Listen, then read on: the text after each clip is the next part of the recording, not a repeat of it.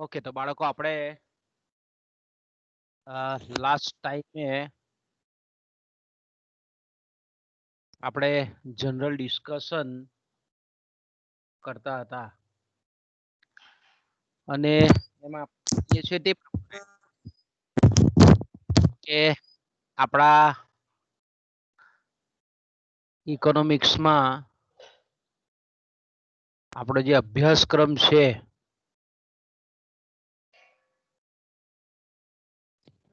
ખાસ કરીને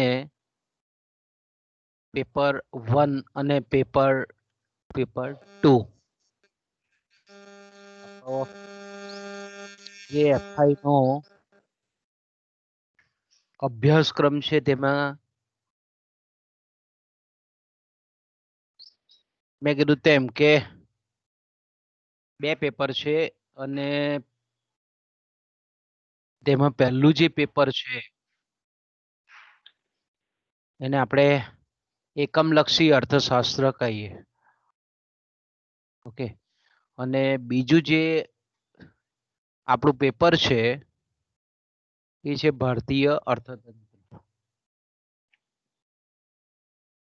તો એટલે ભારતની આર્થિક સમસ્યાઓ ગણો, આર્થિક તંત્ર, અર્થતંત્ર એ આપણું બીજું પેપર છે. ઓકે, તો આપણો જે સિલેબસ છે આજે આપણે સિલેબસ તરફ પ્રયાણ કરીએ. તો જનરલી આપણો જે સિલેબસ છે બંને પેપરનો સેમેસ્ટર 1 નો એમાં મેં કીધું તેમ કે પહેલું જે પેપર છે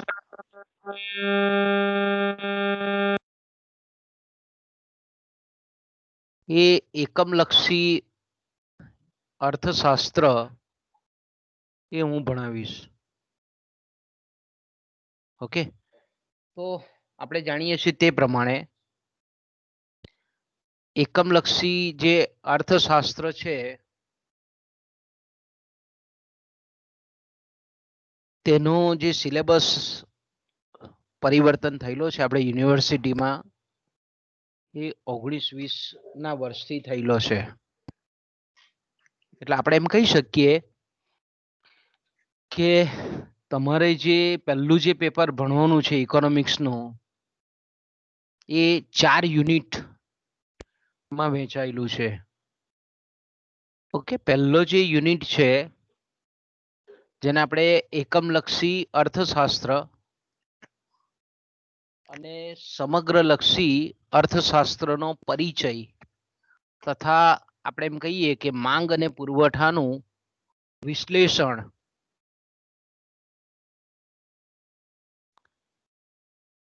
આ આપણા પહેલા એકમનો પહેલો જે યુનિટ છે તેનો જે અભ્યાસક્રમ છે તેનું હેડિંગ છે. તો મિત્રો આપણે જાણીએ છીએ તે પ્રમાણે કે એકમલક્ષી અર્થશાસ્ત્ર અને સમગ્રલક્ષી અર્થશાસ્ત્ર કદાચ તમે 12મામાં નહીં ભણ્યા હોય એટલે આ તમારા માટે થોડોક નવો આપણે એમ કહી શકીએ કે શબ્દ છે. તો આ જે આપણે એમ કહીએ કે એકમલક્ષી અને સમગ્રલક્ષી જેને આપણે ઇંગ્લિશમાં કહીએ છીએ માઇક્રો ઇકોનોમિક્સ અને સમગ્રલક્ષીને આપણે કહીએ છીએ મેક્રો ઇકોનોમિક્સ. તો માઇક્રો ઇકોનોમિક્સ કે જેને આપણે સૂક્ષ્મલક્ષી અર્થશાસ્ત્ર તરીકે પણ ઓળખાવી શકીએ અને જે સમગ્રલક્ષી શબ્દ છે સમગ્રલક્ષી અર્થશાસ્ત્ર એને આપણે બૃહદલક્ષી અર્થશાસ્ત્ર તરીકે પણ ઓળખાવી શકીએ. એને આપણે સમષ્ટિલક્ષી અર્થશાસ્ત્ર તરીકે પણ ઓળખાવી શકીએ. ઇંગ્લિશમાં એને આપણે મેક્રો કહીએ છીએ, મેક્રો ઇકોનોમિક્સ તરીકે એને આપણે ઓળખાવીએ છીએ. તો જનરલી આપણે એમ કહીએ કે આ બંને જે શબ્દ પ્રયોગ અર્થશાસ્ત્રનો થયેલો છે, અર્થશાસ્ત્ર મેઇન જ્ઞાનની શાખા છે કે જે માનવના આર્થિક વ્યવહારનો અભ્યાસ કરે છે. તો માનવીના આપણે એમ કહીએ કે ઘણા બધા વ્યવહારો છે આપણે જાણીએ છીએ તે પ્રમાણે કે સામાજિક વ્યવહાર છે, એનું જે વર્તન છે, તો આપણે એમ કહીએ કે માણસ જે છે એ માણસના, દાખલા તરીકે આપણે મંદિરે જઈએ છીએ, કોઈ જગ્યાએ ધર્મ સ્થાનોમાં જઈએ છીએ, તો આપણો વ્યવહાર આધ્યાત્મ અથવા તો ધાર્મિક વ્યવહાર કહીએ આપણે એને. પછી આપણે કોઈના લગ્ન પ્રસંગમાં ગયા હોય, અથવા તો આપણે એમ કહીએ કે કોઈ પણ કોઈક મૃત્યુ પામેલું હોય, અવસાને ગયા હોય, તો એ પણ આપણે એમ કહીએ કે સામાજિક પ્રસંગે ગયા હોય તેમ કહેવાય. આપણે ઉત્પાદક છે અને આપણે ઉત્પાદન કરેલી વસ્તુ બજારમાં જઈને આપણે વેચીએ છીએ, તો આપણો વ્યવહાર આર્થિક વ્યવહાર કહેવાય. આપણે ભારતમાં રહીએ છીએ, ભારતમાં જે કંઈ પણ બંધારણ છે, જે કંઈ પણ કાયદાઓનું માળખું છે, એમાં આપણે ભારતની સીમામાં રહીએ છીએ, એટલે ભારતના રૂલ્સ, લોઝ, કોન્સ્ટિટ્યુશન આના પરિપ્રેક્ષ્યમાં આપણે આપણું વર્તન કરીએ છીએ. તો આપણે એઝ અ નાગરિક તરીકેનું આપણું વર્તન કરીએ છીએ, એઝ અ સિટીઝન તરીકેનું. જ્યારે આપણે કોઈક રાજકીય પ્રવૃત્તિમાં જોડાયેલા હોય, ત્યારે આપણું વર્તન રાજકીય બની જાય છે. તો આપણે એમ કહીએ કે માણસ એક છે, પણ એને આપણે એમ કહીએ કે વ્યવહારો છે, એ વ્યવહારો અલગ અલગ છે વ્યવહારો. અને એ અલગ અલગ વ્યવહારો પર આપણે એમ કહીએ કે અલગ અલગ શાસ્ત્રોનો વિકાસ થયેલો છે. દાખલા તરીકે મેં કીધું તેમ કે ભાઈ આપણે કોઈક રાજકીય પ્રવૃત્તિમાં સામેલ હોય, તો માણસના રાજકીય વ્યવહારો જેને આપણે કહીએ છીએ, તો એના પર આધારિત જે આખું આપણે એમ કહીએ કે શાસ્ત્ર વિકસેલું છે, તેને આપણે પોલિટિક્સ કહીએ છીએ. એને આપણે ગુજરાતીમાં રાજ્યશાસ્ત્ર કહીએ છીએ. એ જ રીતે માણસ જ્યારે સમાજનો એક સભ્ય છે, ત્યારે એ સામાજિક વ્યવહારો જે કરે છે, સામાજિક વર્તન કરે છે, એના પર આધારિત જે કંઈ પણ શાસ્ત્ર વિકસેલું છે, તેને આપણે સમાજશાસ્ત્ર કહીએ છીએ અને આપણે સોશિયોલોજી કહીએ છીએ. એ જ રીતે મેં કીધું તેમ કે ભાઈ આપણે ભારતમાં રહીએ છીએ, એટલે ભારતના જે કંઈ પણ નીતિ નિયમો છે, એનું આપણે પાલન કરીએ છીએ. બંધારણના જે નિયમો છે, એનું પાલન કરીએ છીએ. તો એના પર આધારિત જે શાસ્ત્ર છે, તેને આપણે નાગરિક શાસ્ત્ર કહીએ છીએ, રચાયેલું શાસ્ત્ર. એ જ રીતે માણસના જે મનોવ્યવહારો છે, મનોવલણો છે, માનસિક વર્તન છે, એના પર જે રચાયેલું શાસ્ત્ર છે, તેને આપણે સાયકોલોજી કહીએ છીએ, એને આપણે માનસશાસ્ત્ર કહીએ છીએ. એ જ રીતે માણસના જે કંઈ પણ આર્થિક પાસા છે, આર્થિક વ્યવહાર છે, આર્થિક વર્તન છે, એનો અભ્યાસ કરતું શાસ્ત્ર એટલે અર્થશાસ્ત્ર. અર્થવિજ્ઞાન, ઇકોનોમિક્સ, શાસ્ત્ર શબ્દ એ સાયન્સ સૂચવે છે, અને વિજ્ઞાન, શાસ્ત્ર, લોજી, આ બધા જે શબ્દ છે તે આપણને એક વિજ્ઞાનનું સૂચન કરે છે. તો વિજ્ઞાન એટલે આપણને ખબર છે કે જે શબ્દની પાછળ શાસ્ત્ર, લોજી, સાયકોલોજી, જીઓલોજી, બાયોલોજી, ફિઝિયોલોજી, આપણે એમ કહીએ કે જે લોજી શબ્દ છે તે પણ સાયન્સ આપણને સૂચવે છે. અર્થવિજ્ઞાન, સમાજ વિજ્ઞાન. તો ઘણી જગ્યાએ શાસ્ત્ર શબ્દ ઉપયોગ થાય છે, ઘણી જગ્યાએ વિજ્ઞાન શબ્દ ઉપયોગ થાય છે, ઘણી જગ્યાએ લોજી એવો શબ્દ ઉપયોગ થાય છે. તો આપણને ખબર છે કે ભાઈ લોજી, વિજ્ઞાન, વિજ્ઞાન એટલે વિજ્ઞાનની જો આપણે ડેફિનેશન આપવી હોય, વ્યાખ્યા આપવી હોય, તો વિજ્ઞાન એટલે પદ્ધતિસરનું જ્ઞાન. It is called science. Science is the systematic knowledge. એટલે વિજ્ઞાન. વિજ્ઞાનનો મતલબ શું? શાસ્ત્રનો મતલબ શું થાય?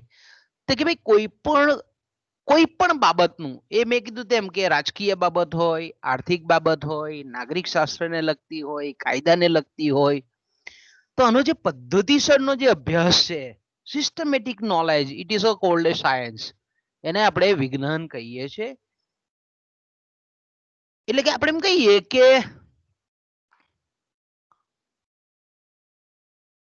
વિજ્ઞાન એટલે બીજી એની એક વ્યાખ્યા છે, science is a scientific method. વિજ્ઞાન એટલે વૈજ્ઞાનિક પદ્ધતિ.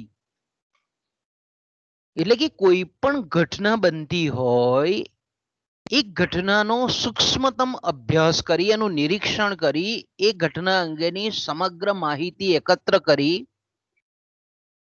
સિદ્ધાંત કલ્પનાની રચના કરવી એ કલ્પનાની પરોક્ષ અને પ્રત્યક્ષ સાબિતી આપવી અને પછી સિદ્ધાંતની રચના કરવી, આ જે પદ્ધતિ છે તેને આપણે વૈજ્ઞાનિક પદ્ધતિ કહીએ છીએ, એને આપણે સાયન્ટિફિક મેથડ કહીએ છીએ.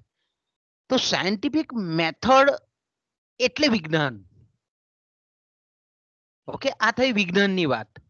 વિજ્ઞાન બે પ્રકારના હોય, વાસ્તવિક વિજ્ઞાનો જેને આપણે શુદ્ધ વિજ્ઞાનો કહીએ છીએ, શુદ્ધ સાયન્સ કહીએ છીએ, પ્યોર સાયન્સ કહીએ છીએ, અને બીજા છે સામાજિક વિજ્ઞાનો, સોશિયલ સાયન્સ કહીએ છીએ. તો શુદ્ધ વિજ્ઞાન જેને આપણે પ્યોર સાયન્સ કહીએ છીએ, જેને આપણે વાસ્તવિક વિજ્ઞાન કહીએ છીએ, એમાં આપણે જાણીએ છીએ તે પ્રમાણે રસાયણશાસ્ત્ર, ભૌતિકશાસ્ત્ર, ભૂસ્તરશાસ્ત્ર, બાયોલોજી, માનવ નુરોનશાસ્ત્ર, લોટ ઓફ ઘણા બધા વિજ્ઞાનો છે. અને બીજા જે સાયન્સ છે તેને આપણે સામાજિક વિજ્ઞાનો કહીએ છીએ. અર્થશાસ્ત્ર છે, માનસશાસ્ત્ર છે, નાગરિક શાસ્ત્ર છે, સમાજશાસ્ત્ર છે, ભાષાશાસ્ત્ર છે. આ બધા શાસ્ત્રો કેવા છે તેને આપણે સામાજિક વિજ્ઞાનો કહીએ છીએ, કે જેનું કેન્દ્રબિંદુ એ માણસ છે, જીવંત માણસ છે. તો આપણું જે ઇકોનોમિક્સ છે એ એક જાતનું સામાજિક વિજ્ઞાન છે. બરાબર, તમે ગુજરાતી છે, સંસ્કૃત છે, હિન્દી છે, ઇંગ્લિશ છે, આ બધી જે ભણો છો ભાષાઓ, એને આપણે લેંગ્વેજ કહીએ છીએ, એને આપણે ભાષા કહીએ છીએ. ત્યારે અર્થશાસ્ત્ર છે, માનસશાસ્ત્ર છે, સમાજશાસ્ત્ર છે, અને આપણે સામાજિક વિજ્ઞાન કહીએ છીએ. અને પેલા જે છે સાયન્સમાં જે સબ્જેક્ટ છે બધા, એને આપણે વાસ્તવિક વિજ્ઞાન કહીએ છીએ, અને આપણે શુદ્ધ વિજ્ઞાન કહીએ છીએ. તો ગમે ત્યારે તમને પૂછે કે ભાઈ કોઈ પણ ભવિષ્યમાં જ્યારે તમે કોઈ પરીક્ષા આપતા હોય ને એમાં તમને પૂછે કે ભાઈ અર્થશાસ્ત્રનો સમાવેશ તમે શેમાં કરશો, તમને નીચે લખેલું આવે ભાષામાં કરશો, વાસ્તવિક વિજ્ઞાનમાં કરશો, સમાજ વિજ્ઞાનમાં કરશો, કળામાં કરશો, સાહિત્યમાં કરશો, આમ કરીને ઓપ્શન આપે, તેમાંથી તમારે એક ઓપ્શન પસંદ કરવાનો આવે. તો તમારે તરત ક્લિક દેવી જોઈએ કે અર્થશાસ્ત્ર એક સામાજિક વિજ્ઞાન છે. ઓકે, તો પહેલા તો આપણે અર્થશાસ્ત્ર, તો આપણે એમ કહીએ કે અર્થશાસ્ત્ર એ એક જાતનું વિજ્ઞાન છે. એટલે વિજ્ઞાનમાં મેં કીધું તેમ કે સિદ્ધાંતોની તારવણી કરવામાં આવે છે, નિયમો બનાવવામાં આવે છે, થિયરીઓ આપણે એમ કહીએ કે રચના કરવામાં આવે છે. તો આપણે એમ કહી શકીએ કે ભાઈ જ્યારે સિદ્ધાંત ની રચના કરવામાં આવતી હોય અર્થશાસ્ત્રમાં, એટલે વિજ્ઞાન છે, વૈજ્ઞાનિક પદ્ધતિ છે અર્થશાસ્ત્ર એટલે. તો અર્થશાસ્ત્રમાં જ્યારે પણ સિદ્ધાંતોની રચના કરવામાં આવે છે ત્યારે ઘણી બધી પદ્ધતિઓનો ઉપયોગ કરવામાં આવે છે. એમાં પહેલી જે પદ્ધતિ છે તે મેં કીધું તેમ કે ભાઈ એકમલક્ષી આર્થિક વિશ્લેષણ પદ્ધતિ, ઇકોનોમિક એનાલિસિસ મેથડ, ઇંગ્લિશમાં એને આપણે એમ કહીએ ઇકોનોમિક એનાલિસિસ મેથડ. એમાં પહેલું કીધું તેમ કે ભાઈ એકમલક્ષી અને સમગ્રલક્ષી આર્થિક વિશ્લેષણની પદ્ધતિ, અને એના દ્વારા જે રચાયેલા સિદ્ધાંતો છે તેને આપણે કહીએ છીએ એકમલક્ષી અર્થશાસ્ત્ર. સમગ્રલક્ષી આર્થિક વિશ્લેષણ પદ્ધતિ દ્વારા રચાયેલા જે શાસ્ત્રો છે તેને આપણે સમગ્રલક્ષી અર્થશાસ્ત્ર કહીએ છીએ.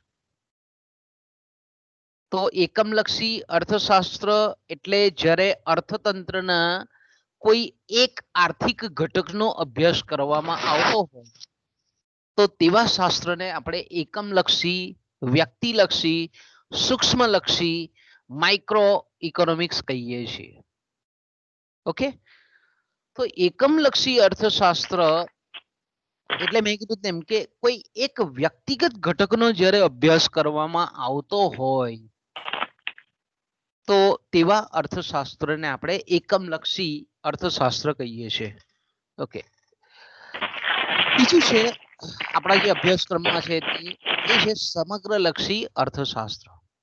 તો કે ભાઈ સમગ્રલક્ષી અર્થશાસ્ત્ર એટલે જે શાસ્ત્રમાં અર્થતંત્રના જે સામૂહિક પરિમાણો છે, કુલ પરિમાણો છે, એનો જ્યારે અભ્યાસ કરવામાં આવતો હોય તો તેને આપણે કહીએ છીએ સમગ્રલક્ષી અર્થશાસ્ત્ર.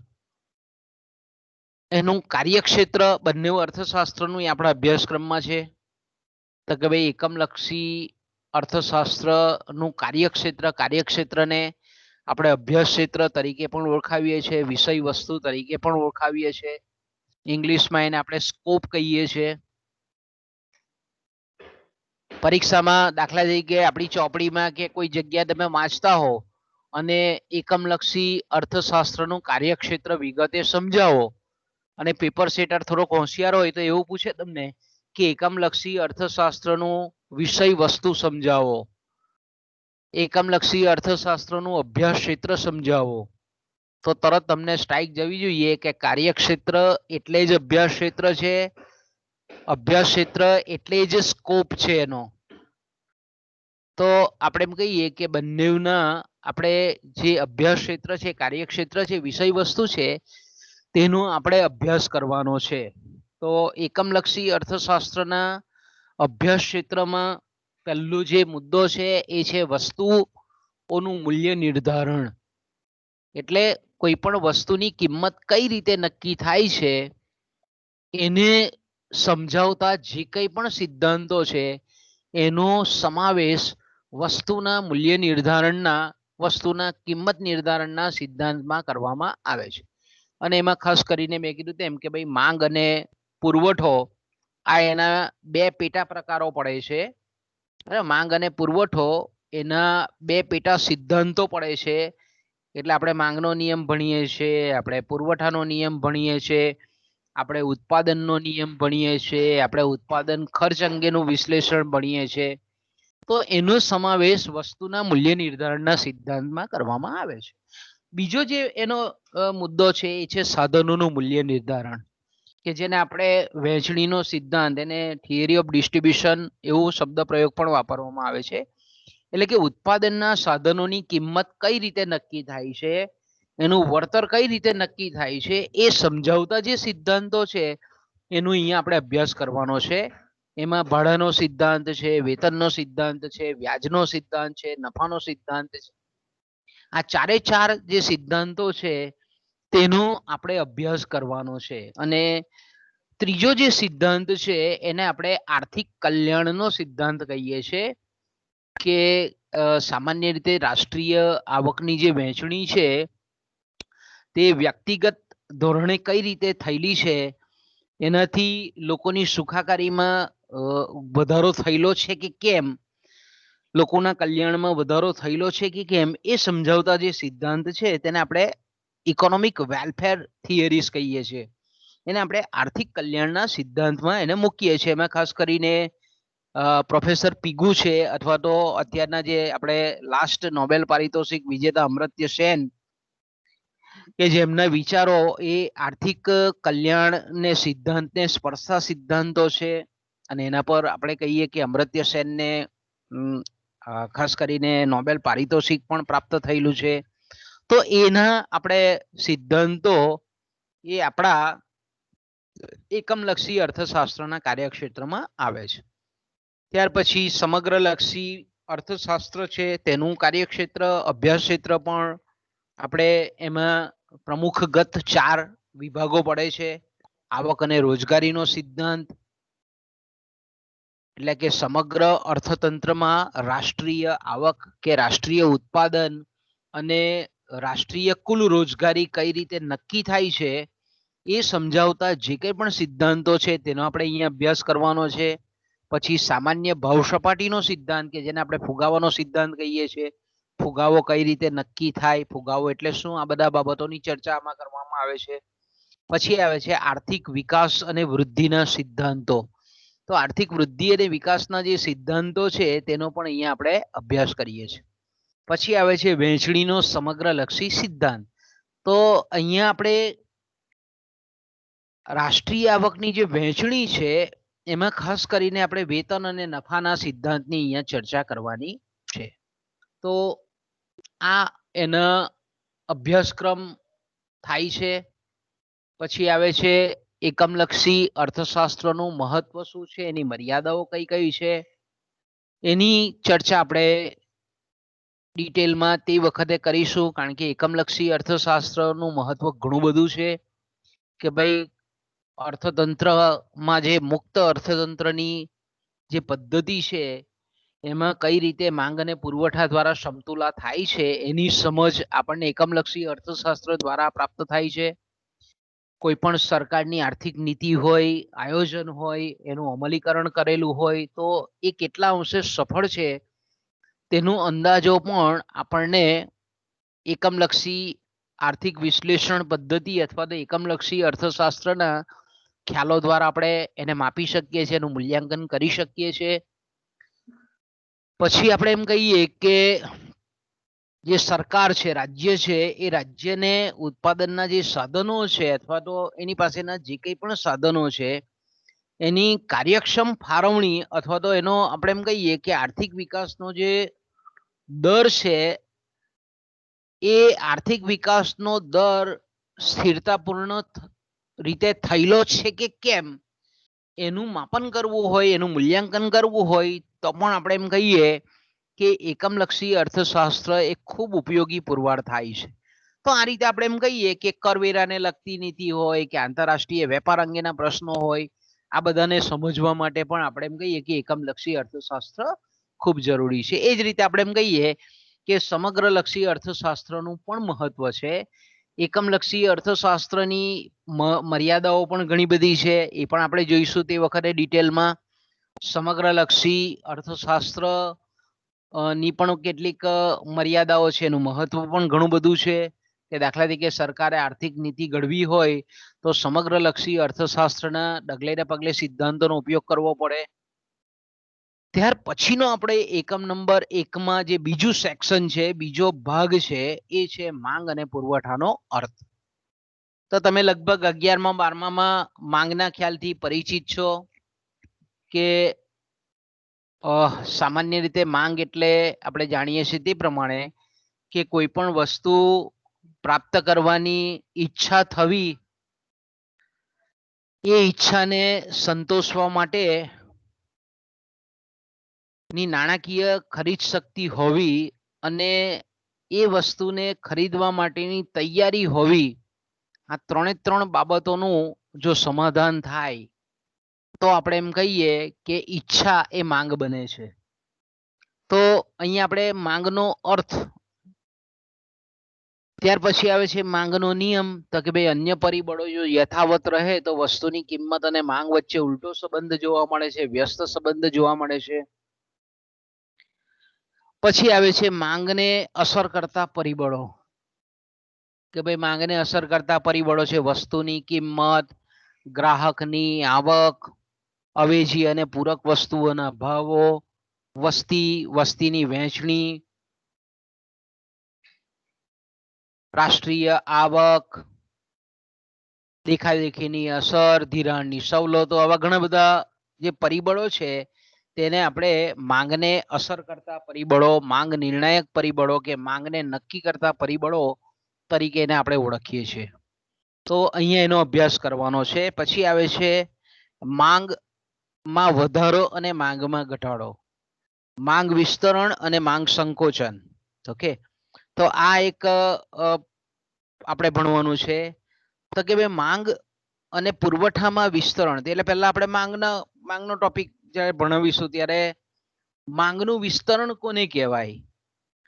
તો કે ભાઈ કોઈ પણ વસ્તુની માંગને અસર કરતા ઘણા બધા પરિબળો પૈકી જ્યારે માત્ર કિંમતમાં પરિવર્તન થતું હોય અને અન્ય પરિબળો જ્યારે યથાવત રહેતા હોય, સ્થિર રહેતા હોય, ત્યારે માંગની પરિસ્થિતિમાં જે બદલાવ આવે, જે ફેરફાર થાય તેને આપણે માંગ વિસ્તરણ કહીએ અને માંગ સંકોચન તરીકે ઓળખાવીએ છીએ. ઓકે, ફરી પાછું, માંગને અસર કરતા પરિબળો પૈકી માત્ર કિંમતમાં પરિવર્તન થાય અને માંગની પરિસ્થિતિમાં જો બદલાવ આવતો હોય તો તેને આપણે અનુક્રમે કહીએ છીએ માંગ વિસ્તરણ અને માંગ સંકોચન. અને બીજું છે માંગનો વધારો અને માંગનો ઘટાડો. તો કે ભાઈ એનાથી ઉલટું, કે માંગને અસર કરતા પરિબળોમાંથી માત્ર કિંમત સ્થિર રહેતી હોય અને અન્ય બધા પરિબળો પૈકી કોઈ પણ પરિબળમાં ફેરફાર થતો હોય અને એને પરિણામ સ્વરૂપ માંગમાં જે પરિવર્તન આવે છે તેને આપણે માંગ વધારો કે માંગ ઘટાડો કહીએ છીએ. તો માંગ વિસ્તરણ અને માંગ સંકોચન એ માંગનું એક જ માંગ રેખા પરનું એક સમતુલાના બિંદુએથી બીજા સમતુલાના બિંદુ તરફનું પ્રયાણ છે. જ્યારે માંગ વધારો અને માંગ ઘટાડો એ જ્યારે પણ થાય છે ત્યારે નવી માંગ રેખાનું સર્જન થાય છે. એ મૂળ માંગ રેખાથી ક્યાં તો જમણી બાજુ સર્જાય છે, ક્યાં તો ડાબી બાજુ આપણને સર્જાતી જતી જોવા મળે છે. ઓકે, એટલે આપણે એમ કહીએ કે માંગ વધારો અને માંગ ઘટાડો તે વખતે આપણે આકૃતિની મદદથી સમજાવીશું. પછી આપણે માંગનો નિયમ જોઈ ગયા. માંગ નિયમ એટલે માંગની અનુસૂચિ. પછી માંગની અનુસૂચિને આપણે જ્યારે ગ્રાફ પેપર પર જોડીએ તો આપણને માંગ રેખા જોવા મળે. માંગ રેખાનો આકાર આપણે જાણીએ છીએ તે પ્રમાણે કે ઋણાત્મક ઢાળવાળી રેખા હોય છે, એટલે કે ડાબી બાજુથી જમણી બાજુ ઉપરથી નીચે તરફ ઢળતી હોય છે, કે જેને આપણે ઇંગ્લિશમાં નેગેટિવ સ્લોપ કહીએ છીએ અને આપણે નકારાત્મક ઢાળવાળી માંગ રેખા કહીએ છીએ. અને પછી આવે છે માંગ વિધેય.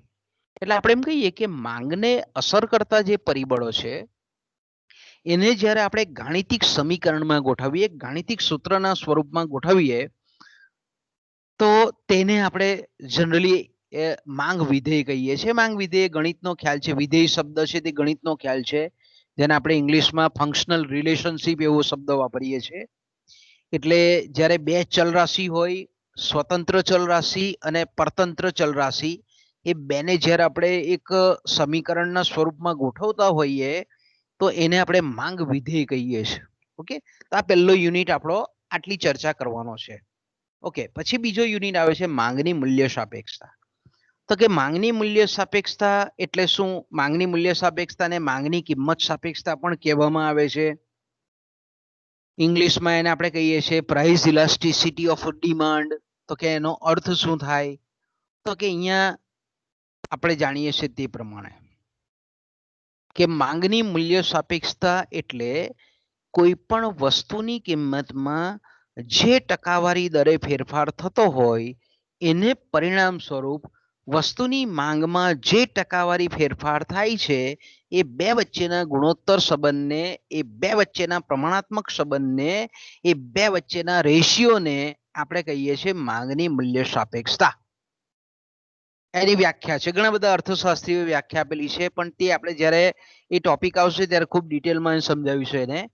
અહીંયા ખાલી આપણે ઉપર છેલ્લી ચર્ચા એટલા માટે કરીએ કે તમારે એડવાન્સમાં થોડુંક વાંચવું હોય તો તમે આ ટોપિકથી થોડાક સ્પર્શેલા હોય, ટચ હોય તો તમે આરામથી એને ગ્રાસ્પ કરી શકો, એને બરાબર વાંચી શકો.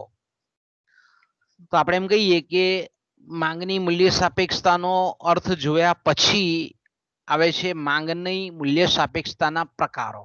ઓકે, માંગની મૂલ્ય સાપેક્ષતાના 5 પ્રકારો છે. પહેલો જે પ્રકાર છે તેને આપણે કહીએ છીએ સંપૂર્ણ મૂલ્ય સાપેક્ષ માંગ. એટલે કે જે વસ્તુની માંગની રેખા, અલા ભાઈ પુરવઠાની તો આપણે ચર્ચા કરવાની રહી ગયા. જો આગળ બીજો ટોપિક પણ રહી ગયો ને પુરવઠો. જે રીતે માંગની આપણે ચર્ચા કરી એ જ રીતે પુરવઠો પણ છે કે ભાઈ પુરવઠો કોને કહેવાય, પુરવઠો અને ઉત્પાદન વચ્ચેનો ભેદ કયો છે, પુરવઠાનો નિયમ કોને કહેવાય. બરાબર, તો આપણે એમ કહી શકીએ કે કોઈ પણ વસ્તુનો પુરવઠો એટલે કોઈ પણ વસ્તુનો જે કુલ ઉત્પાદનનો જથ્થો છે એ જથ્થા પૈકી કોઈ ચોક્કસ સમયે કોઈ ચોક્કસ કિંમતે જેટલી માત્રામાં વેચાણ માટે મૂકવામાં આવતા જે એકમો છે, જે જથ્થો છે, તેને આપણે પુરવઠો કહીએ છીએ. ફટાફટ ચર્ચા કરી લઈએ આપણે. પુરવઠો એટલે આપણે એમ કહી શકીએ કે કુલ ઉત્પાદન પૈકીનો જે કંઈ પણ વેચનાર વ્યક્તિ છે તે કુલ ઉત્પાદનના જથ્થા પૈકીનો જે તે સમયે, જે તે કિંમતે અને જે તે સ્થળે વેચવા પાત્ર જથ્થો મૂકે છે તેને આપણે પુરવઠો કહીએ છીએ. ઇંગ્લિશમાં એને આપણે સપ્લાય કહીએ છીએ.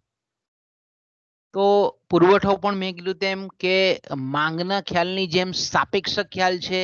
પુરવઠાનું જ્યારે પણ આપણે વિધાન બોલતા હોઈએ ત્યારે એ કિંમત છે, સમય છે, સ્થળ છે, એના પરિપ્રેક્ષ્યમાં એનો આપણે ઉલ્લેખ કરવો પડે. પુરવઠાનો નિયમ એ માંગ નિયમ કરતા ઉલટો છે થોડો, કે પુરવઠાને અસર કરતા પરિબળો પૈકી જ્યારે આપણે એમ કહીએ કે વસ્તુની કિંમતમાં ફેરફાર થાય, વસ્તુની કિંમતમાં જો વધારો થાય તો વસ્તુનો પુરવઠો વધે છે, વસ્તુની કિંમતમાં જો ઘટાડો થાય તો વસ્તુના પુરવઠામાં ઘટાડો થાય છે. એટલે આપણે એમ કહીએ કે અન્ય પરિબળો જ્યારે યથાવત રહેતા હોય ત્યારે વસ્તુની કિંમત અને વસ્તુના પુરવઠા વચ્ચે સીધો સંબંધ આપણને જોવા મળે છે, સીધો સંબંધ જોવા મળે છે કે કિંમત વધે તો પુરવઠો વધે, કિંમત ઘટે તો પુરવઠો ઘટે.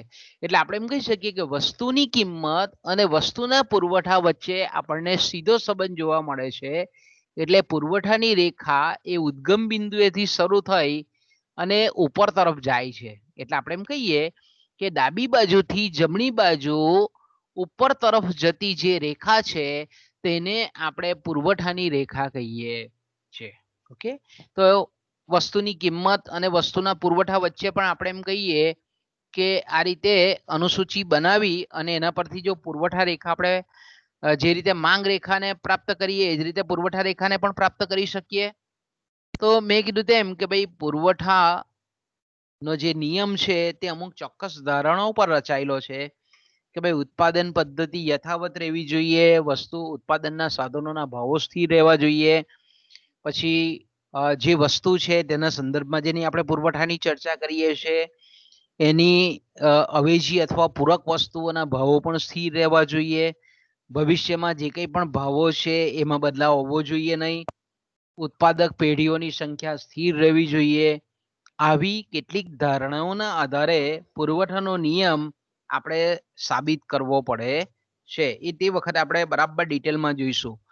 તો એ જ રીતે આપણે એમ કહીએ કે જે રીતે પુરવઠાનો આપણે માંગનો નિયમ જોયો, માંગનું વિસ્તરણ, માંગનું સંકોચન, એ જ રીતે આપણે પુરવઠાનું પણ વિસ્તરણ અને પુરવઠાનું સંકોચન પણ આપણે જોવાનું છે. તો કે ભાઈ પુરવઠાનું વિસ્તરણ એટલે સેમ માંગમાં જે લાગે તે જ વસ્તુ અહીંયા લાગે કે ભાઈ વસ્તુની કિંમતમાં ફેરફાર થાય, અન્ય પરિબળો સ્થિર રહેતા હોય, વસ્તુના પુરવઠાને અસર કરતા અન્ય પરિબળો જ્યારે સ્થિર રહેતા હોય અને માત્ર કિંમતમાં જો પરિવર્તન થતું હોય એને પરિણામ સ્વરૂપ જે પુરવઠા રેખા પર પુરવઠામાં જે કંઈ પણ ફેરફાર થાય તેને આપણે પુરવઠા વિસ્તરણ કહીએ છીએ. કે દાખલા તરીકે કિંમત વધે તો એ જ પુરવઠા રેખા પર એક બિંદુથી માંડીને બીજું સમતુલાનું બિંદુ આપણને પ્રાપ્ત થાય. તો એક જ રેખા પરનું જ્યારે આપણે પુરવઠાનું પ્રમાણ બદલાતું હોય તો તેને આપણે પુરવઠાનું વિસ્તરણ કહીએ છીએ. એ જ રીતે પુરવઠાનું સંકોચન પણ છે. અને પુરવઠાનું સંકોચનમાં પણ આપણે જાણીએ છીએ તે પ્રમાણે કે વસ્તુની કિંમત ઘટે ત્યારે પુરવઠા રેખા પરથી એક સમતુલાના બિંદુએથી નીચે તરફ જ્યારે પુરવઠાનું બિંદુ નવું સર્જાતું હોય તો તેને આપણે પુરવઠાનું સંકોચન કહેવામાં આવે છે.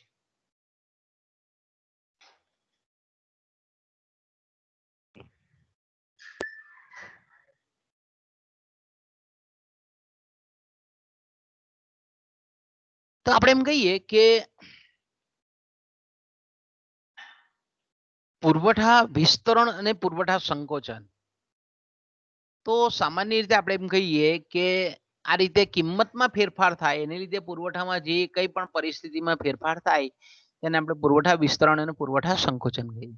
એ રીતે પુરવઠામાં વધારો ને ઘટાડો, તો પુરવઠાને કોઈ પણ વસ્તુના પુરવઠાને અસર કરતા પરિબળો પૈકી કિંમત સ્થિર રહેતી હોય અને અન્ય પરિબળોમાં જો ફેરફાર થતો હોય એને લીધે પુરવઠાની મૂળ સ્થિતિમાં જો ફેરફાર થતો હોય તો તેને આપણે પુરવઠા વધારો કે ઘટાડો કહીએ છીએ.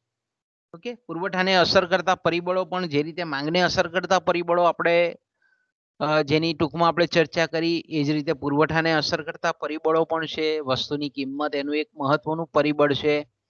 પછી આવે છે ઉત્પાદન પદ્ધતિ આવે, ઉત્પાદનના સાધનોની કિંમતો આવે, પછી કુદરતી પરિસ્થિતિઓ પરિબળોનો સમાવેશ થાય, કે કુદરતી પરિબળો જો અનુકૂળ હોય તો પુરવઠામાં વધારો થાય, કુદરતી પરિબળો જો પ્રતિકૂળ હોય તો પુરવઠામાં ઘટાડો થાય. એ જ રીતે ઉત્પાદનના સાધનોની જે ઉત્પાદકતા છે, જેને આપણે કાર્યક્ષમતા કહીએ છીએ, તેનો પણ સમાવેશ થાય છે. ઉત્પાદનના સાધનોનું જે સંયોજન છે, એ સંયોજન પણ કોઈ પણ વસ્તુના પુરવઠાને અસર કરતું એક મહત્વનું પરિબળ છે. એ જ રીતે આપણે એમ કહીએ કે અન્ય વસ્તુઓના ભાવ એટલે કે જે મૂળ વસ્તુ છે એને અવેજી વસ્તુઓ અને પૂરક વસ્તુઓ આના જે ભાવો છે તે પણ આપણે એમ કહીએ કે વસ્તુના પુરવઠાને અસર કરતું એક મહત્વનું પરિબળ છે.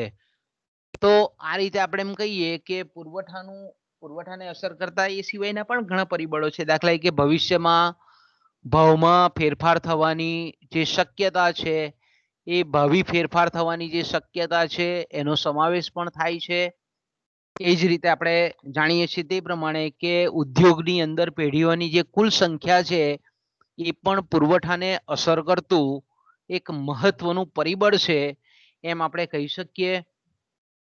ઓકે, ત્યાર પછી રાજકીય પરિબળો છે, ઔદ્યોગિક શાંતિ છે, રાજ્ય તરફથી અપાતા પ્રોત્સાહનો છે, આનો સમાવેશ પણ આપણે પુરવઠાને અસર કરતા પરિબળોમાં કરી શકીએ છીએ. ઓકે, તો આટલું પુરવઠાની બાબતમાં છે. પછી આપણે પાછા માંગની મૂલ્ય સાપેક્ષતા પર આવીએ. માંગની મૂલ્ય સાપેક્ષતાનો અર્થ આપણે જોઈ ગયા. એના 5 પ્રકારો છે. પહેલો પ્રકાર છે સંપૂર્ણ મૂલ્ય સાપેક્ષ માંગ, પછી સાપેક્ષ રીતે મૂલ્ય સાપેક્ષ માંગ. ત્રીજો એનો પ્રકાર છે એકમ મૂલ્ય સાપેક્ષ માંગ. ચોથો પ્રકાર છે સાપેક્ષ રીતે મૂલ્ય અનપેક્ષ માંગ. અને 5મો પ્રકાર છે સંપૂર્ણ મૂલ્ય અનપેક્ષ માંગ. તો આ 5 પ્રકારો જે છે તેને આપણે આકૃતિની મદદથી સમજવાના છે. અને ત્યાર પછીનો જે આપણો મુદ્દો છે એ છે માંગની મૂલ્ય સાપેક્ષતાને માપવાની પદ્ધતિઓ. ઓકે, તો માંગની મૂલ્ય સાપેક્ષતાને માપવાની પદ્ધતિઓ, અને એમાં તમારા સ્ક્રીન પર તમે જોઈ શકો છો કે એમાં કાઉન્સમાં લખેલું છે સંખ્યાકીય દાખલા સાથે. એટલે એનો મતલબ આપણે એવો કરી શકીએ કે તમારે પરીક્ષામાં કોઈ પેપર સેટરને એવું થાય કે ભાઈ મારે દાખલો પૂછવો છે આ પદ્ધતિઓ પર આધારિત, તો કોઈ દાખલો પણ પૂછી શકે તમને. તો માંગની મૂલ્ય સાપેક્ષતાના જે આપણે એમ કહીએ કે આપણે એની પદ્ધતિઓ છે માપવાની, એની પહેલી જે પદ્ધતિ છે એ છે ટકાવારી પદ્ધતિ. અને એ ફ્લેક્સ નામના અર્થશાસ્ત્રી આપેલી પદ્ધતિ છે. ઓકે, ફ્લેક્સ નામના વિચારકે અર્થશાસ્ત્રીએ આપેલી પદ્ધતિ છે કે જેનું સૂત્ર છે માંગમાં થતો ટકાવારી ફેરફાર અને એના છેદમાં કિંમતમાં થતો ટકાવારી ફેરફાર. ઓકે, આ સૂત્ર દ્વારા આપણે માંગની મૂલ્ય સાપેક્ષતાને ટકાવારી રીતે પર્સન્ટેજ પ્રમાણે માપી શકીએ છીએ. ઓકે, પછી બીજી જે પદ્ધતિ છે તેને આપણે માર્શલે આપેલી કુલ ખર્ચ અથવા કુલ આવક પદ્ધતિ કહીએ છીએ. માર્શલે આપેલી છે ટોટલ આઉટલે મેથડ એને કહેવામાં આવે છે, અથવા ટોટલ રેવન્યુ મેથડ ઇંગ્લિશમાં એવો શબ્દ પ્રયોગ કરવામાં આવે છે. એ આપણે અભ્યાસ કરવાની છે.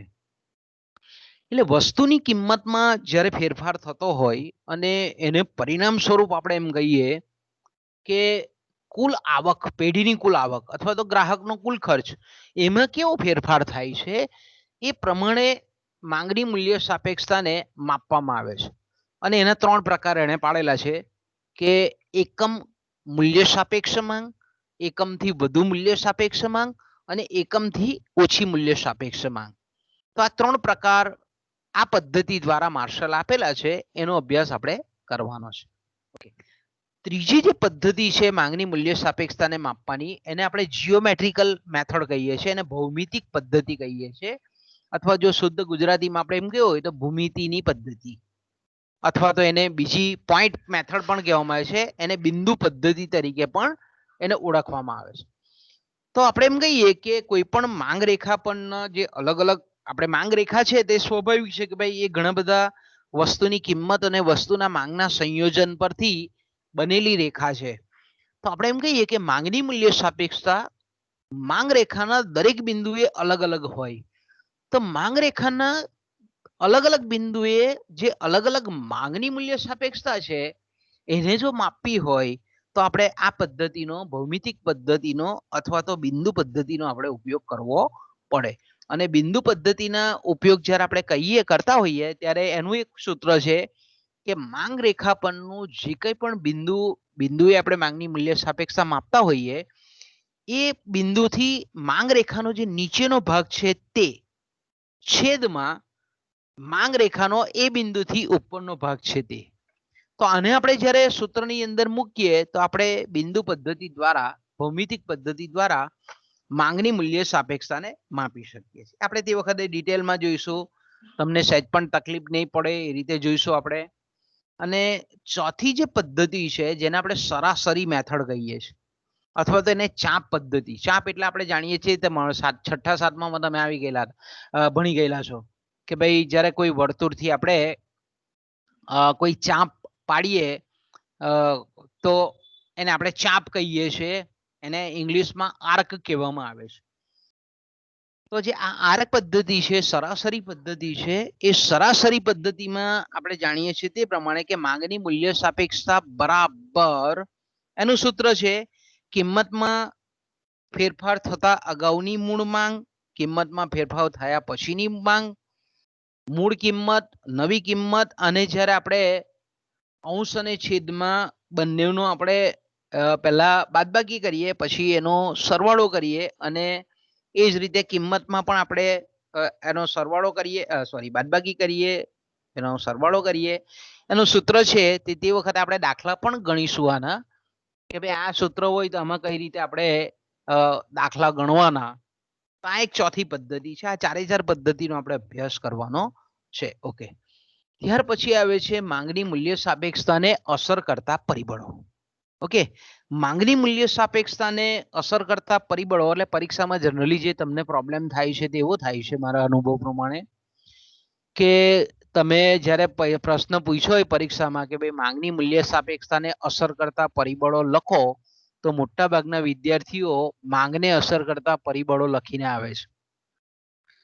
તો આપણે એમ કહીએ કે માંગને અસર કરતા પરિબળો જુદા છે, માંગની મૂલ્ય સાપેક્ષતાને અસર કરતા પરિબળો જુદા છે. એટલે તમારે પરીક્ષામાં ખાસ આ બંને પરિબળો લગભગ સમાન જેવા લાગે પણ એ બંને બેઝિકલી બહુ જુદા છે.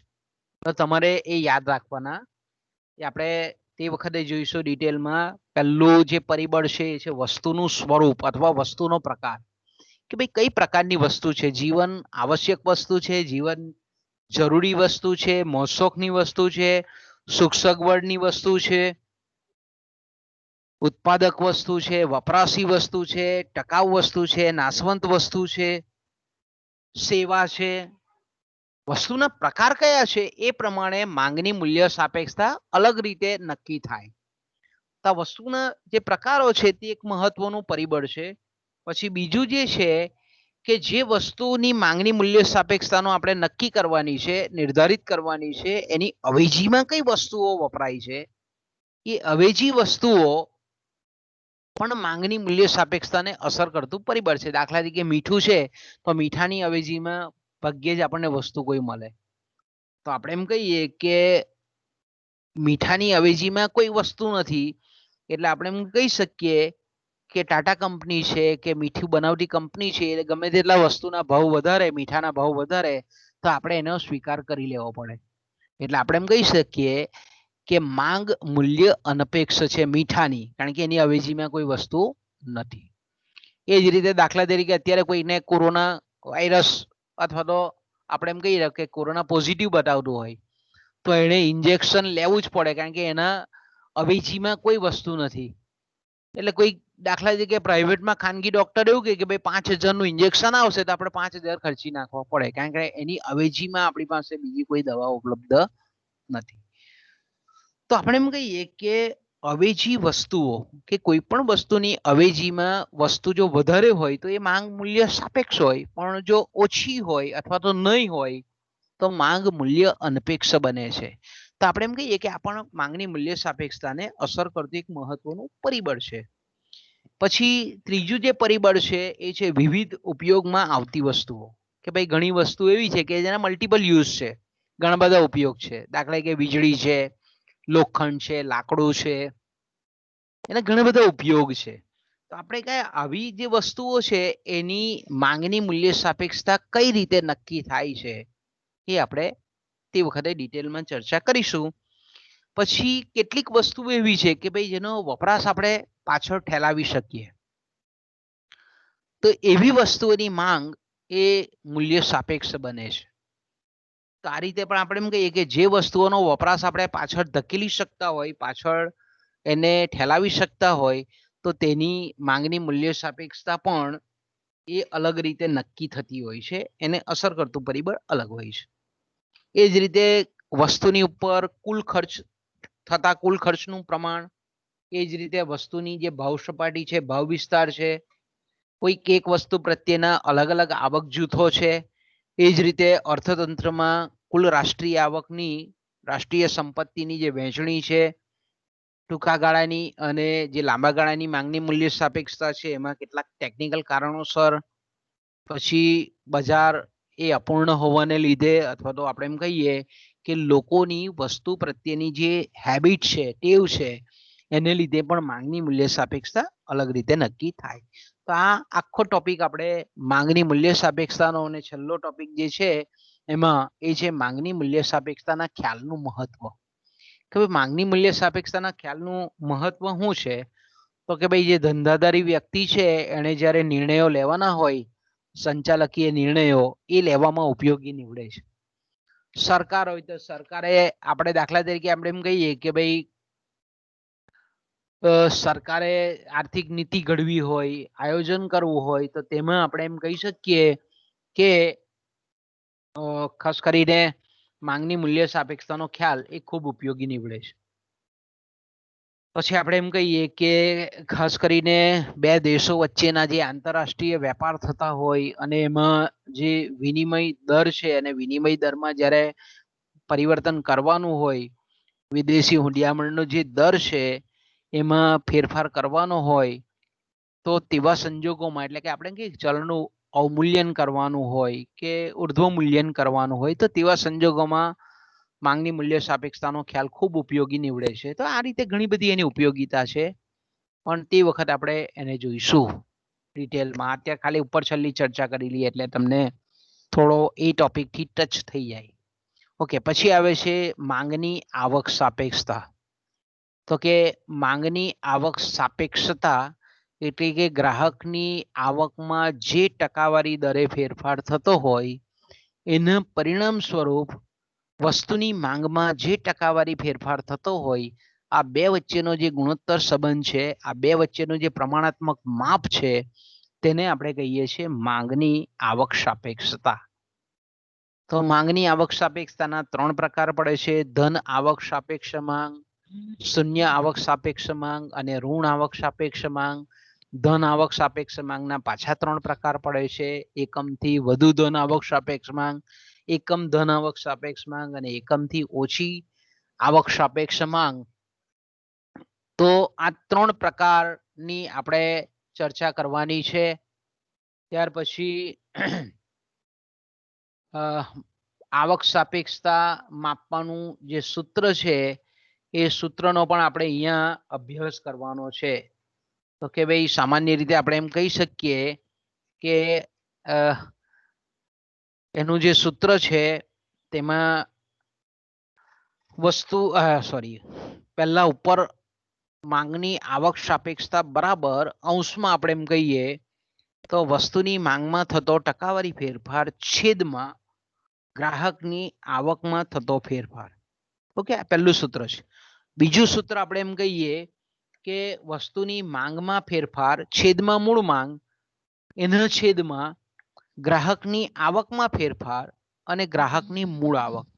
આ રીતે આપણે જ્યારે એને સૂત્રાત્મક રીતે સમીકરણના સ્વરૂપમાં મૂકીએ અને આપણે એક કાલ્પનિક દાખલાઓ બનાવી અને જો આપણે એ દાખલાઓની રકમને જો આપણે સૂત્રમાં મૂકીએ અને પછી સાદુરૂપ આપીએ, તો આપણે માંગની આવક સાપેક્ષતાને આપણે માપી શકીએ છીએ.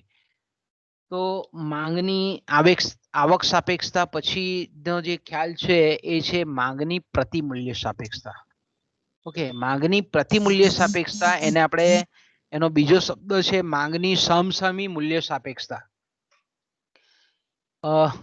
અથવા તો આપણે એમ કહીએ કે એનો ઇંગ્લિશમાં શબ્દ છે ક્રોસ ઇલાસ્ટિસિટી ઓફ ડિમાન્ડ, અથવા તો એને આપણે માંગની સમસામી, મેં કીધું તેમ મૂલ્ય સાપેક્ષતા છે, હરીફ મૂલ્ય સાપેક્ષતા છે, પરસ્પર મૂલ્ય સાપેક્ષતા છે, એના બધા ઘણા બધા નામો છે. તો આપણે જાણીએ છીએ તે પ્રમાણે કે જ્યારે કોઈ પણ વસ્તુ છે એ વસ્તુને આપણે જાણીએ છીએ તે પ્રમાણે કે 3 પ્રકારનો સંબંધ હોય. પહેલો સંબંધ છે અવેજીનો સંબંધ. ઓકે, તો કે ભાઈ દાખલા તરીકે ખાંડ છે તો ખાંડની જગ્યાએ આપણે ગોળ પણ નાખી શકીએ, બરાબર. ખાંડ અને ગોળ એકબીજાની અવેજીમાં છે. એ જ રીતે તમે લક્સનો સાબુ પણ વાપરી શકો અને લીરીલનો સાબુ પણ વાપરી શકો. સનસિલ્ક શેમ્પુ અને ડવ શેમ્પુ આ બંને એકબીજાની આપણે એમ કહીએ કે અવેજી વસ્તુઓ છે. આપણે વાપરીએ છીએ કોઈ બી વસ્તુ તો આપણે એની અવેજીમાં દાખલા તરીકે ઉષાનો પંખો, ઓરિયન્ટનો પંખો, વોલ્ટાસનું ફ્રીજ, વર્લપુલનું ફ્રીજ, સેમસંગનું ફ્રીજ, કોઈ પણ આપણે ફ્રીજમાં પણ, એવી રીતે મોબાઈલમાં પણ, તો કે ભાઈ અવેજીનો સંબંધ. ઓકે, પછી આપણે એમ કહીએ કે પૂરકતાનો સંબંધ, કે જ્યારે બે વસ્તુઓ એકબીજા વગર ચાલી શકતી ન હોય તો તેને આપણે પૂરકતાનો સંબંધ કહીએ. કે દાખલા તરીકે તમારો મોબાઈલ અને બેટરી, ઓકે, આ બે એકબીજા વગર ચાલે નહીં. મોબાઈલમાં બેટરી હોય તો જ મોબાઈલ ચાલે. એ જ રીતે આપણે એમ કહીએ કે ટ્યુબલાઇટ છે, પંખો છે, એ ઇલેક્ટ્રિસિટીની હોય, વીજળીની હોય તો ચાલે નહીં. તો આ બંનેને પૂરકનો સંબંધ છે. એ જ રીતે સ્કૂટર અને પેટ્રોલ, તો આ બે વચ્ચેનો પૂરકનો સંબંધ છે. અચ્છા, હવે ત્રીજો સંબંધ, કે બે વસ્તુ વચ્ચે કોઈ પણ જાતનો સંબંધ નહીં હોય. દાખલા તરીકે પેટ્રોલ અને મીઠું, આ બે વચ્ચે કોઈ સંબંધ નથી, બરાબર. પેટ્રોલ અને મીઠું એને કોઈ સંબંધ નથી. ખાંડ અને કાપડ એને કોઈ સંબંધ નથી. તો આપણે એમ કહીએ કે જ્યારે કોઈ પણ વસ્તુની કિંમતમાં ફેરફાર કરવામાં આવે, ટકાવારી ફેરફાર કરવામાં આવે, કિંમતમાં ફેરફાર કરવામાં આવે, કિંમતમાં ટકાવારીમાં ફેરફાર કરવામાં આવે, તેને પરિણામ સ્વરૂપ એને સંબંધિત વસ્તુઓની માંગમાં જ્યારે જે ટકાવારી ફેરફાર થતો હોય તો એ બે વચ્ચેનો પ્રમાણાત્મક સંબંધને આપણે કહીએ છીએ માંગની પ્રતિમૂલ્ય સાપેક્ષતા. ફરી પાછું, માંગની પ્રતિમૂલ્ય સાપેક્ષતા એટલે હું તે કે કોઈ પણ વસ્તુની કિંમતમાં થતા ટકાવારી ફેરફારને પરિણામે એને સંબંધિત વસ્તુ, સંબંધિત એટલે કઈ કઈ, તો કે ભાઈ અવેજી વસ્તુ, પૂરક વસ્તુ અથવા સંબંધ ન હોય તેવી વસ્તુની માંગમાં જ્યારે જે ટકાવારી ફેરફાર થતો હોય તો તેને આપણે કહીએ છીએ માંગની પ્રતિમૂલ્ય સાપેક્ષતા. એ બેને જ્યારે આપણે ગુણોત્તર સંબંધ અથવા પ્રમાણાત્મક સંબંધમાં દર્શાવતા હોઈએ તો તેને આપણે કહીએ છીએ માંગની પ્રતિમૂલ્ય સાપેક્ષતા. અને એના 3 પ્રકાર છે, ધન, ઋણ અને શૂન્ય. ઓકે, અને છેલ્લો જે બીજા યુનિટનો આપણો છેલ્લો ટોપિક છે એને માપવાનું સૂત્ર પણ છે માંગની પ્રતિમૂલ્ય સાપેક્ષતા, ને તે વખત આપણે ડિટેલમાં જોઈશું. પછી આવે છે માંગની વિજ્ઞાપન સાપેક્ષતા, એને આપણે માંગની જાહેરાત સાપેક્ષતા પણ કહીએ છીએ. એને એડવર્ટાઇઝ ઇલાસ્ટિસિટી ઓફ ડિમાન્ડ પણ કહેવામાં આવે છે, એડવર્ટાઇઝમેન્ટ ઇલાસ્ટિસિટી ઓફ ડિમાન્ડ પણ કહેવામાં આવે છે. તો જ્યારે આપણે એમ કહીએ કે કોઈ પણ વસ્તુના જ્યારે વેચાણ વધારવા માટે જે વેચાણ ખર્ચ કરવામાં આવે, વિજ્ઞાપન ખર્ચ કરવામાં આવે, જાહેરાત ખર્ચ કરવામાં આવે, ત્યારે એને પરિણામ સ્વરૂપ વસ્તુની માંગમાં જે ટકાવારી ફેરફાર થતો હોય એને માપતો જે આંક છે તેને આપણે માંગની વિજ્ઞાપન સાપેક્ષતા કહીએ છીએ. તો આ રીતે આપણે આપણા 2 યુનિટની ચર્ચા કરી. કાલે આપણે બીજા 2 યુનિટની ચર્ચા કરીશું. આપણે અહીંયાથી અટકીએ કારણ કે તમારો પણ પીરિયડ આના પછી બોલતો હશે. તો બાળકો, કોઈને કઈ પ્રોબ્લેમ હોય તો મને કહી શકો છો, પૂછી શકો છો. બાળકો, કઈ પ્રોબ્લેમ?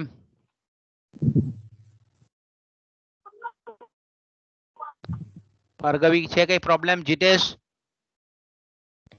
ના. કઈ પણ તકલીફ? ને જો તમે લેક્ચરમાં એન્ટર થાવ છો અને તમારા કોઈ મિત્રને જો તકલીફ પડતી હોય તો તમારે એને હેલ્પ કરવાની. બરાબર. યુઝર આઈડી પાસવર્ડ નો કઈ રીતે ઉપયોગ કરવો એ અંગેનું ગાઈડલાઈન તમારા મિત્રોને પણ આપવાનું. એટલે ઘણા વિદ્યાર્થીઓ સર હજુ પછી ઓકે અટો રે બોલ ભાર્ગવી. હા બોલ, અવાજ નથી સંભળાતો તારો. સર વોટ્સઅપ ગ્રુપ નથી આવ્યું. તો કઈ નહીં, તારો નંબર મોકલજે ની મારી પર. મારો નંબર લખી રાખ, હા 98 124 હા સર ઉપર 355 98 98 124 124 355 355 355.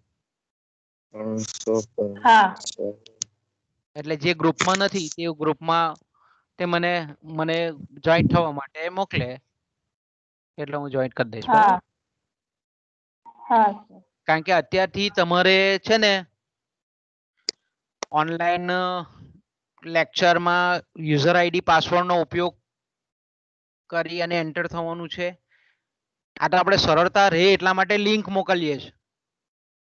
બરાબર. પણ પછી જ્યારે આપણે અત્યારે જે ટીવાય વાળાને જે પ્રોબ્લેમ થાય છે કે એનો પાસવર્ડ ભૂલી જાય છે ઘણા બધા, એટલે તમે પાસવર્ડનો ક્યાં તો સ્ક્રીનશોટ પાડી રાખજો અથવા તો કોઈ ડાયરીમાં લખી રાખજો.